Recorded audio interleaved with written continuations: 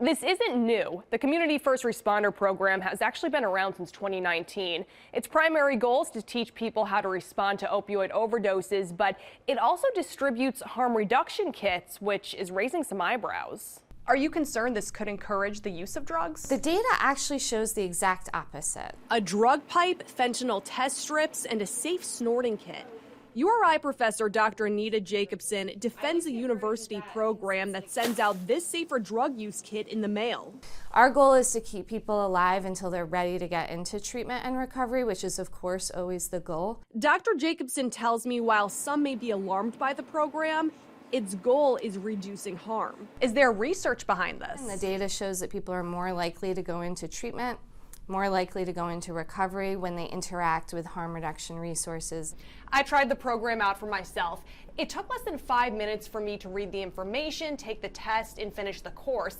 At the very end, it asks if you want Narcan. If you check yes, it then asks if you need a safer use kit. We only send the safer use kits to someone who specifically identifies that they are actively using unregulated substances and that they have a risk for infection or burns. According to numbers obtained by the I-Team, roughly 45 safer drug use kits are sent by mail each month. Have you guys received any backlash to the program?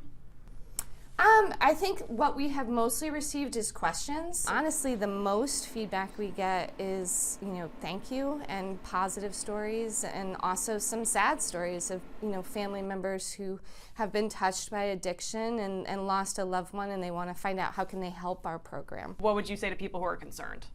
What I would say to people who are concerned is to really delve into the evidence and the studies and the data. What we find is that communities who have access to harm reduction supplies, those individuals who interact with harm reduction organizations are 5 times more likely to go into treatment and 3 times more likely to stop using drugs than communities who restrict or lack access to those supplies. Jacobson says the kits are a small part of the Community First Responder Program, which is funded through opioid settlement money from the Rhode Island Department of Health.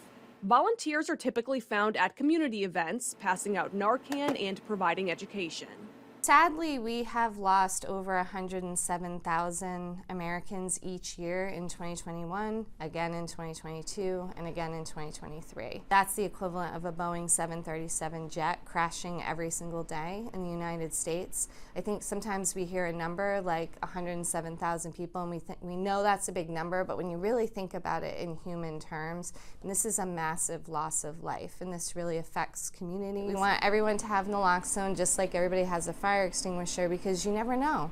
Overdose deaths are dropping after they spiked around the time of the pandemic. 404 Rhode Islanders died of opioid overdoses in 2023, a 7% decline from 2022. That's the first decrease in 4 years. Have these kits saved lives? We actually have had multiple people come back and say that, I used that naloxone kit. The program distributes about 120 naloxone kits and 80 fentanyl test strip kits a month, potentially preventing deadly overdoses. We really are distributing these because there is a need. This program is funded on an annual basis and costs about $500,000, which includes staff and outreach programs. To see more about the program, including the online course, you can head to turnto10.com. For the NBC Tonight team, I'm Tamara Sakarzik.